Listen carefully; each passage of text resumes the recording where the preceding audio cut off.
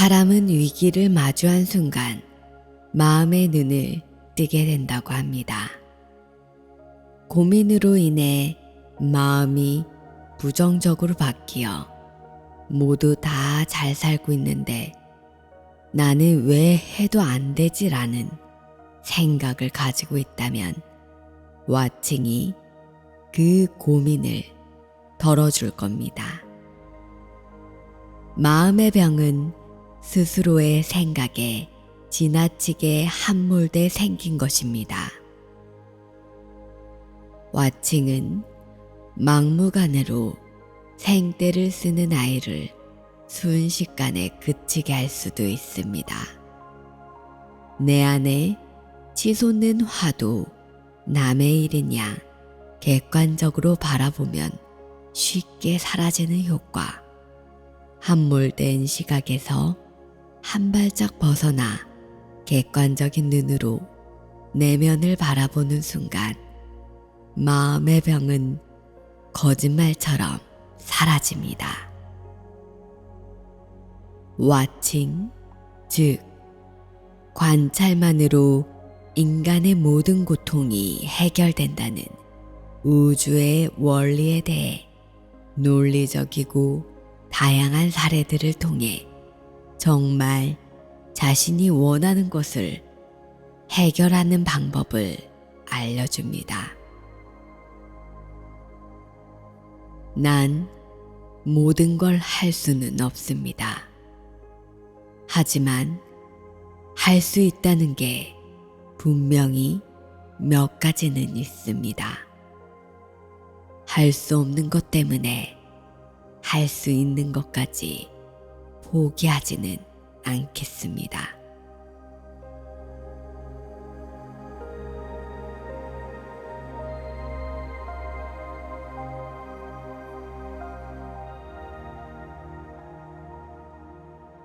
왜 바라보는 대로 변할까? 이 세상에 존재하는 모든 것들은 당신의 속마음을 귀신처럼 속속들이 읽어낸다. 그리고 그 속마음이 바라보는 대로 변화한다. 몸이건 물이건 밥이건 가릴 것 없이 말이다. 그렇다면 이런 현상은 도대체 왜 일어나는 걸까? 이런 원초적인 질문을 던져보자. 만물은 뭐로 만들어져 있는가? 몸을 쪼개고 쪼개서 더 이상 쪼갤 수 없을 때까지 쪼개면 미립자가 나온다. 밥을 쪼개고 쪼개서 더 이상 쪼갤 수 없을 때까지 쪼개면 역시 미립자가 나온다. 그럼 생각을 실은 뇌파를 더 이상 쪼갤 수 없을 때까지 쪼개면 그것도 역시 미립자다. 눈에 보이는 것이든 안 보이는 것이든 만물은 죄다 미립자가 최소 구성물질이다. 다시 말해 우주가 몽땅 흙으로 만들어져 있다면 미립자는 가장 작은 흙먼지인 셈이다. 그럼 이 흙먼지, 즉 미립자의 정체는 뭘까? 정체가 뭐기에 사람의 마음을 그처럼 척척 읽어내는 걸까? 비밀은 미립자에 있다. 미립자의 정체를 알기 위해 이런 상상을 해보자. 먼저 미립자들을 어마어마하게 부풀려 야구공만하게 확대시킨다. 그런 다음 자동 발사기에 장전시킨 뒤 하나씩 발사한다. 그림을 보면 중간 벽에는 두 군데의 슬릿이 뚫려 있다. 당신은 거기를 향해 미립자들을 발사한다. 그런 미립자들은 하나씩 직선으로 날아가 두 슬릿 중 한 곳을 통과하고 그 뒤의 벽면에 부딪혀 알갱이 자국을 남긴다. 그걸 바라보는 당신은 이렇게 말할 것이다. 뭐 이래 하나도 신기하지 않아. 뻥 뚫린 구멍을 통해 야구공을 던지는 것과 뭐가 달라. 하지만 기절초풍할 일은 당신이 자리를 비운 사이에 나타난다. 잠시 밖에 나갔다 돌아온 당신은 소스라치게 놀란다. 아니 이런 귀신이 고칼 노릇이 다 있나. 벽면에 알갱이가 아니라 물결 자국들이 나 있네. 당신이 바라보지 않는 사이에 자동으로 발사된 미립자들은 알갱이가 아니라 물결로 돌변해 두 슬릿을 통과한 것이다. 따라서 슬릿 뒤의 벽면에는 알갱이 자국이 아니라 여러 개의 물결들이 서로 간섭하면서 만들어낸 자국이 남았다. 토끼 눈을 한 당신은 기가 막힐 뿐이다. 미립자들이 귀신에 홀렸나. 내가 바라보고 있으면 미립자가 직선으로 날아가 알갱이 자국을 남기고 바라보지 않으면 물결처럼 퍼져나가 물결 자국을 남기다니. 당신은 부랴부랴 친구를 불러 다시 한번 실험을 해보라고 한다. 하지만 결과는 마찬가지다. 내가 쳐다봐도 그래. 쳐다보면 무조건 알갱이처럼 행동하는 거야. 안 쳐다보면 물결처럼 행동하고. 미립자들은 왜 이런 요술을 부리는 걸까? 왜 내가 바라볼 때만 고체 알갱이로 행동하는 거지?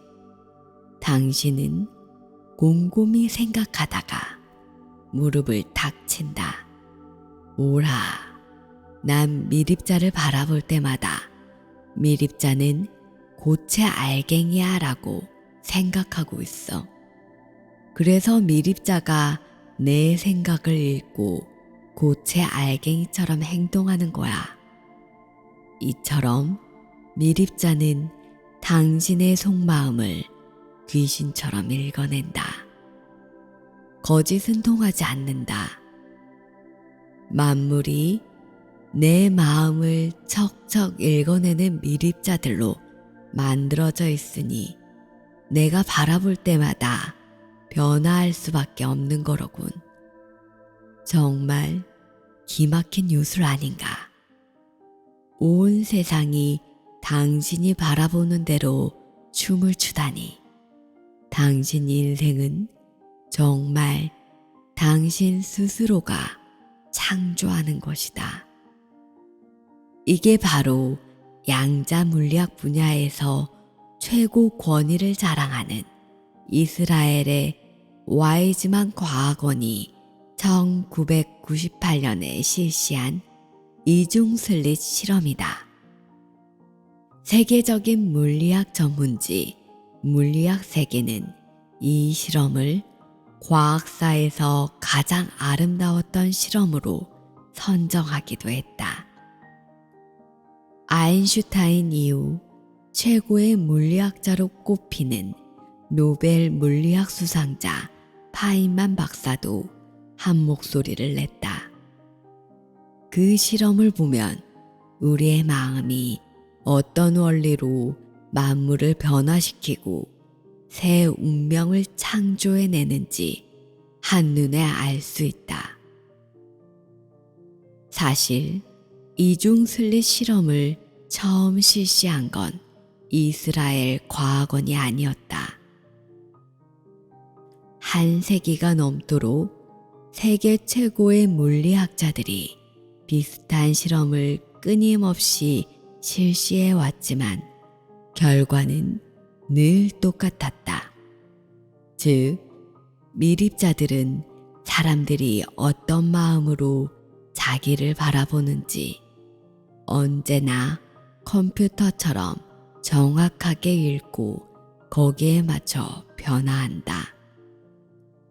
이처럼 실험자가 미립자를 입자라고 생각하고 바라보면 입자의 모습이 나타나고, 물결로 생각하고 바라보면 물결의 모습이 나타나는 현상을 양자 물리학자들은 관찰자 효과라고 부른다. 이것이 만물을 창조하는 우주의 가장 핵심적인 원리다. 다시 말해, 미립자는 눈에 안 보이는 물결로 우주에 존재하다가 내가 어떤 의도를 품고 바라보는 그 순간 돌연 눈에 보이는 현실로 모습을 드러내는 것이다.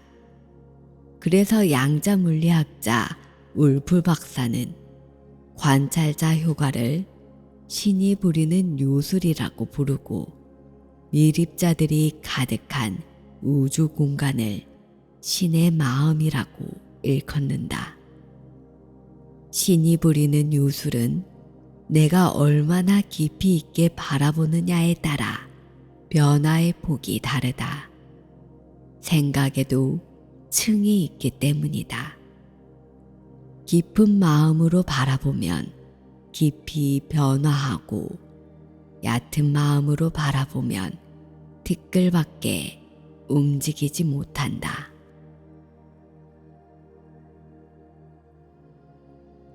나를 타인처럼 바라보면 완전히 바뀐다.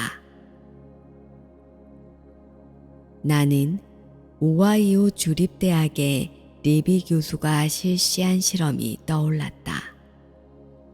그는 2004년 대선을 하루 앞두고 대학생 146명을 두 그룹으로 나눴다. 그리고 A그룹 대학생들에게 주문했다. 내일 투표장에서 여러분이 투표하는 모습을 각기 1인칭으로 떠올려 보세요. 즉, 나는 투표용지에 후보를 찍고 있어 와 같은 식으로 1인칭인 나의 시각으로 내 모습을 상상하라는 것이었다. 학생들은 시키는 대로 눈을 감고 자신들이 투표장에 걸어 들어가 투표용지에 후보를 선택하는 장면을 각기 자유롭게 상상해 보았다. 몇 초씩 반복해서 상상하든 몇 분간 지속적으로 상상하든 그건 자유였다. B그룹 학생들에게도 그런 방식으로 자유롭게 상상하도록 했다. 단지 3인칭의 시각으로 상상하도록 한 것만 달랐다. 여러분이 투표하는 모습을 저 사람은 투표용지에 후보를 찍고 있어 라는 식으로 떠올려 바라보세요. 자신을 남으로 보는 겁니다. 이튿날 두 그룹 사이에는 어떤 차이가 나타났을까? 자신이 투표하는 모습을 1인칭의 시각으로 상상한 학생들은 72%가 투표했지만 3인칭의 시각으로 상상한 학생들은 무려 90%나 투표장에 갔다.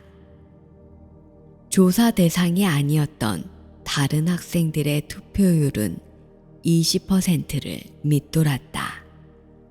단 한 차례의 상상만으로도 이런 놀라운 차이가 나타났다. 반복할수록 투표율은 더욱 높아진다. 이 실험은 중요한 메시지를 던진다. 나의 행동을 변화시키고 싶다면 내가 원하는 새로운 행동을 머릿속에서 미리 이미지로 그려 바라보는 것이다. 그런 관찰자 효과에 따라 그 이미지가 현실로 나타난다. 그런데 이미지를 어떤 방식으로 그리느냐에 따라 또 차이가 난다.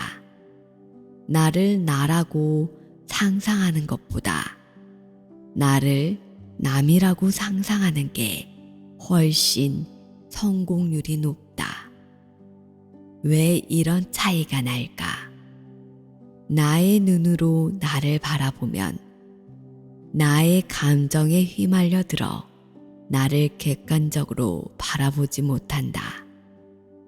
그럼 선명한 이미지 형성에 방해가 된다. 하지만 나를 남이라고 상상하면 나를 객관적으로 바라볼 수 있어 이미지가 더 선명해진다. 이미지가 선명할수록 제대로 바라보게 되고 현실로 나타날 가능성은 그만큼 높아진다. 리비 교수는 이렇게 설명한다. 잠재의식에 새겨진 뿌리 깊은 습관은 잠재의식이 바뀌지 않는 한 고쳐지지 않는다. 의지력에는 한계가 있다. 머릿속에 그린 이미지를 제3자의 눈으로 객관화하면 우리 잠재의식은 이를 당연히 받아들여 믿게 되고 이렇게 믿음의 강도가 높아지면 분명한 현실로 나타나는 것이다. 지능에 대한 2가지 착각. 양자 물리학자들은 지능에 대한 2가지 고정관념을 지적한다. 첫째는 지능은 타고난 것이라는 고정관념이다. 둘째는 지능은 내 머릿속에서 나오는 것이란 고정관념이다. 이런 고정관념들이 지능을 고정시킨다. 지능은 타고난 것, 즉 고정된 것으로 바라본다. 관찰자 효과에 따라 지능은 더 이상 높아지지 않는다. 지능은 내 머릿속에서 나오는 것으로 바라본다. 관찰자 효과에 따라 내 머릿속에 든 생각만 돌고 돈다. 새 아이디어는 떠오르지 않는다. 이 2가지 착각을 떨쳐버리면 닫혀있던 지능은 저절로 열리게 된다. 즉, 지능은 내가 바라보는 대로 변화하는 것. 지능은 내 머리 밖에서 나오는 것이라고 생각하면 사고의 폭이 획기적으로 넓어지고 지능도 저절로 껑충 올라간다. 설마 지능이 그렇게 쉽게 변할까? 그럼 머리 나빠 출세 못하는 사람이 세상에 왜 그리도 많단 말인가? 아마 당신은 즉각 이렇게 반문할 것이다. 그건 당신이 착각의 감옥에 갇혀있기 때문이다. 첫 번째, 착각을 살펴보자. 지능은 정말 고정된 것일까? 빈에서 회의를 마치고 한 음식점에 들렀을 때의 일이다.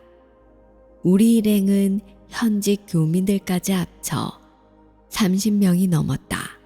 그런데 웨이터가 그 많은 손님의 식사 주문을 종이에 적지 않고 받는 게 아닌가. 저러다가 다 까먹고 엉뚱한 식사 내놓는 거 아니야? 사람들마다 한마디씩 했다. 하지만 그건 기우였다. 30여 명분의 식사는 주문대로 아무 실수 없이 척척 나왔다. 더구나 웨이터는 누가 어떤 주문을 했는지까지 빠삭하게 기억하고 있었다. 거참 여기 웨이터들은 천재들인가. 나는 나중에 러시아의 심리학자 차이 가르닉이 쓴 책을 보고서야 빈의 웨이터들의 전설적인 기억력이 왜 가능한지 알게 됐다. 그녀도 어느 날 빈의 커피숍에서 커피를 홀짝거리다가 한 웨이터가 무려 20명이나 되는 손님들의 주문을 외우는 걸 목격했다. 그들은 머리가 좋아서 그 많은 주문을 한 번 듣고 척척 외우는 걸까? 그녀는 여러 차례 실험을 해보았다. 대답은 놀랍도록 간단했다. 그건 단지 상황을 바라보는 시각에 달려 있었다. 주문을 받아야지 하고 마음먹으면 두뇌도 활짝 열린다. 다른 건 모두 잊고 온 신경이 오로지 주문 내용에만 쏠린다. 그럼 손님들의 주문 내용은 물론 얼굴 표정까지 생생하게 입력된다. 차이 가르닉은 이를 심리적 긴장 상태라고 불렀다. 하지만 신기하게도 주문이 끝나는 순간 언제 그 많은 주문을 외웠냐는 듯 한꺼번에 깡그리 잊어버린다. 주문은 다 끝났어. 머리를 비워야지. 이렇게 생각하고 두뇌를 바라보면 실제로 두뇌가 깡그리 비워지는 것이다. 즉, 내 머리는 활짝 열렸다고 생각하고 어떤 정보를 받아들이면 실제로 두뇌가 활짝 열려 천재적인 암기력이 생기고 내 머리를 몽땅 비웠어 라고 생각하면 정말 두뇌에 들어있던 내용들이 마치 먼지를 털어내듯 일시에 털려나가 깜깜해지는 것이다. 독일의 심리학자 지그프리트 교수는 머리를 비운다는 생각이 정말 IQ를 떨어뜨리는지 조사해 보았다. 신기하게도 난 머리를 비웠어 라는 마음가짐으로 2주간 해변에 휴가를 간 사람들의 IQ는 실제로 무려 20포인트나 떨어졌다. 더 신기한 건 휴가가 끝난 뒤 일하려면 머리를 다시 채워야지 하는 마음가짐으로 직장에 나가면 불과 나흘 만에 떨어졌던 IQ 20포인트가 다시 제자리로 되돌아간다는 것이다.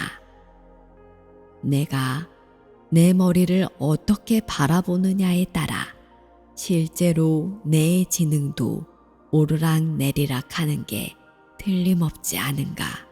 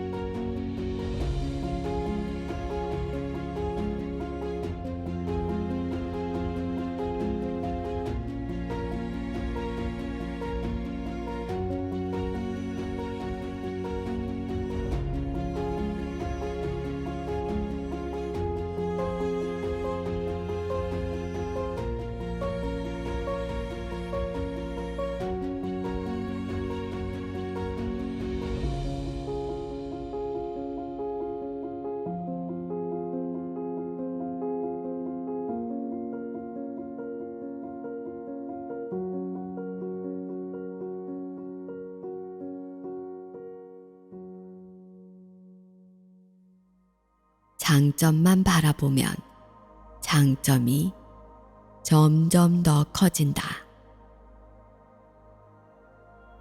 내가 초등학교 5학년 때였다.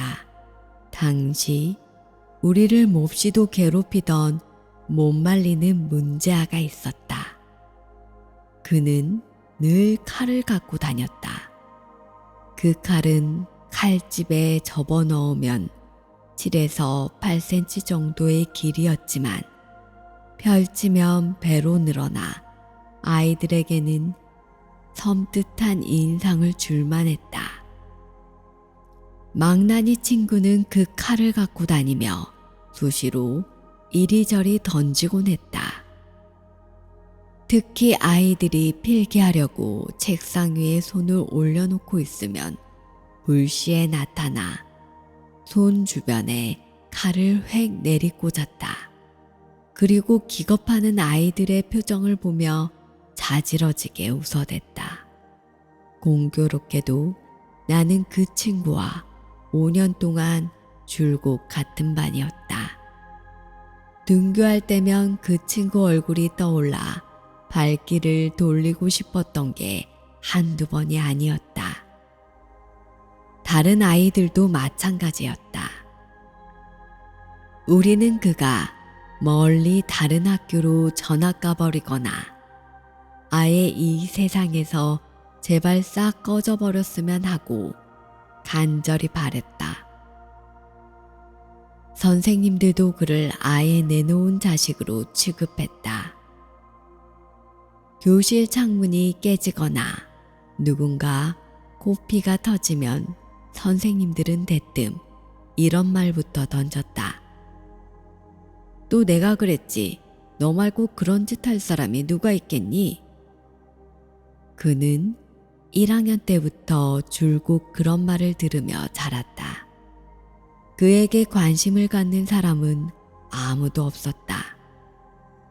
아이들이나 선생님들이나 그저 그가 말썽만 부리지 않으면 다행이라고 여겼다. 따라서 그가 매일 점심을 거르고 있다는 사실을 아무도 몰랐다.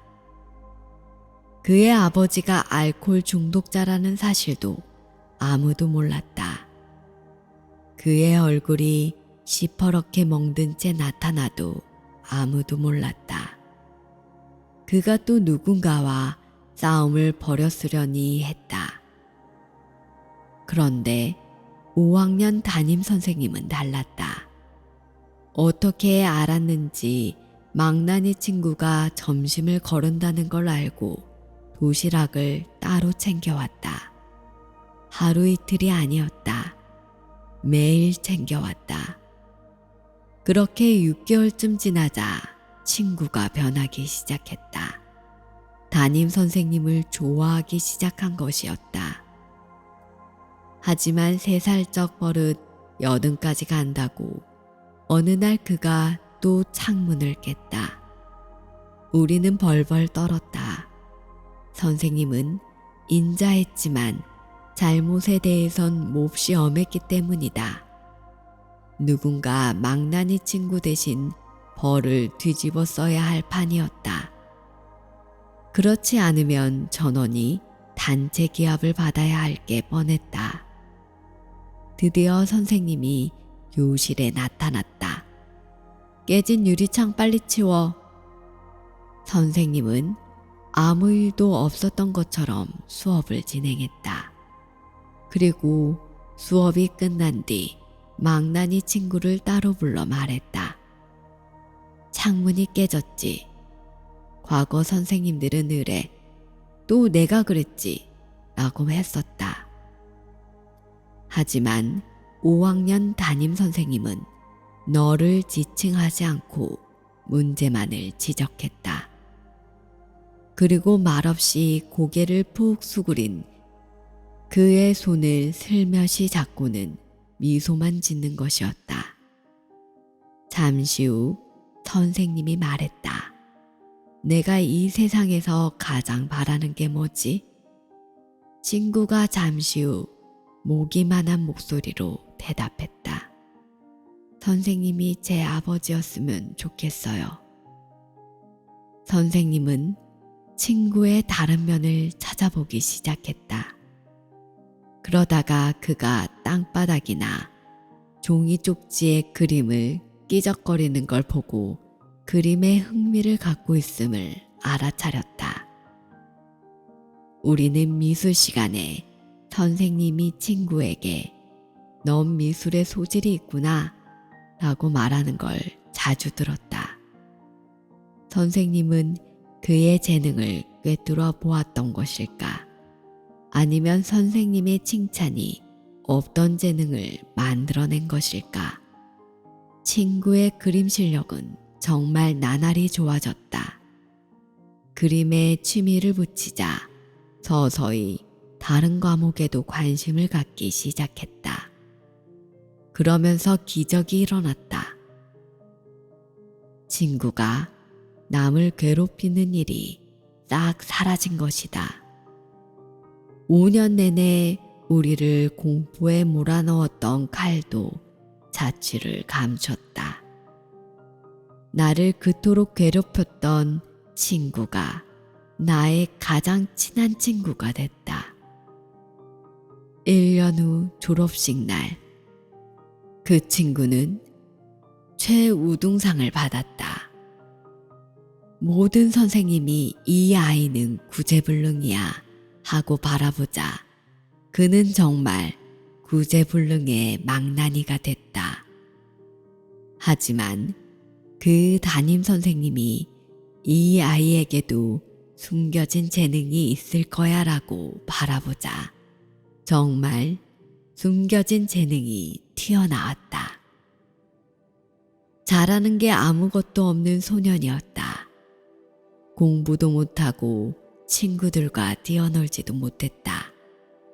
늘 교실 구석에 틀어박혀 어서 수업이 끝나기만 기다리는 게 하루 일과였다. 그러던 어느 날 그의 인생을 완전히 뒤바꿔 놓는 일이 벌어졌다. 교실에 쥐가 나타났다. 삽시간에 교실은 난장판이 됐다. 선생님과 학생들이 쥐를 잡기 위해 난리를 떨었지만 아무도 그 쥐가 어디 숨었는지 알아낼 재간이 없었다. 모두 체념하고 있을 때 조용히 앉아있던 소년이 외쳤다. "선생님, 그 쥐는 지금 벽장 속에 숨어 있어요." 모두가 단단히 준비를 갖춘 채 벽장문을 슬그머니 열었다. 쥐는 쉽게 잡혔다. 선생님이 그를 불러 칭찬했다. "너에게 참으로 놀라운 능력이 있구나. 내 귀는 정말 특별하구나." 이 한마디가 소년의 인생을 바꿔놓았다. 그때부터 그는 자신이 갖고 있는 그 유일한 강점을 키워나가는데 초점을 맞췄다. 그리고 마침내 세계적인 팝 음악가로 성장했다. 앞이 안 보였던 스티비 원더의 이야기다. 한 가지 강점만 파고들다 보니 그 강점이 점점 커져서 모든 약점을 완전히 뒤덮고도 남았던 것이다.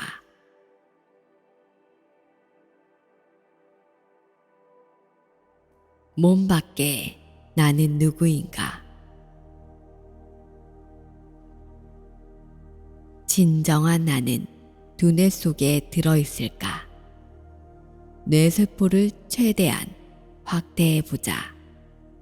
초고성능 전자현미경은 상을 수백만 배까지 확대할 수 있다. 뇌세포의 섬유질을 확대해 살펴보면 분자가 보인다. 분자를 확대해보면 허공뿐이다. 분자를 구성하는 원자도 그렇다. 원자의 지름이 10m가 되도록 원자를 1만 배 크기로 확대해보면 복, 1mm에 불과한 핵이 가운데에 보인다. 원자를 미식 축구장만하게 더 부풀려 놓으면 나머지는 온통 비어 있고 0.001%도 안 되는 쌀알 만한 핵이 보인다.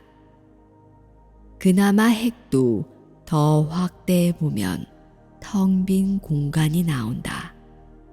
핵을 둘러싼 원자 궤도에서 돌고 있는 전자들도 확대할 수 없을 때까지 확대해 보면 역시 빈 공간이다. 전자고 원자고 모두가 파동일 뿐이다. 모든 세포가 마찬가지다. 쪼개보면 빈 공간이다. 두뇌도 몸뚱이도 텅텅 비어 있다. 그래서 아인슈타인은 일찌감치 우리는 시각적 착각 속에 살고 있다고 했다. 스탠퍼드 대학의 양자 물리학자인 틸러 박사는 인간의 99.9999%는 빈 공간이라고 말한다. 말 그대로 색즉 시공이다. 양자 물리학자인 울프 박사도 영혼의 0.0001%만 육신 속에 들어있고 나머지 99.9999%는 육신 밖에 우주에 퍼져 있다고 말한다. 쉽게 말해 우주가 곧 영혼이며 육신 속에는 육신의 부피에 해당하는 만큼의 영혼만 들어있다는 뜻이다. 믿기지 않는가? 잠시 눈을 감고 당신의 지금 모습을 100m 상공에서 가만히 내려다보라. 다음으로 시야를 더욱 넓혀 1000m 상공에서 내려다보라. 당신의 모습은 티끌만하게 멀어지고 당신이 들어있는 건물도 성냥감만하게 작아진다. 이제 10,000m 상공에서 내려다보라. 당신이 머물고 있는 도시가 훤히 내려다 보인다. 시야를 점점 더 비약적으로 넓혀 한반도, 아시아, 지구가 차례로 멀어져 가는 걸 바라보라. 이제 지구가 아득하게 멀어져 가면서 무한한 별들이 반짝이는 은하수를 그려보라.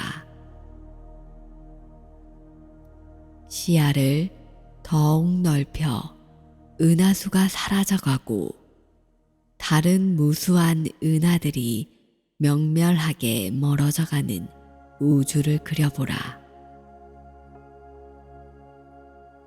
그 우주가 어마어마하게 큰 투명 풍선에 담겨 점점 멀어져 간다고 상상해보라.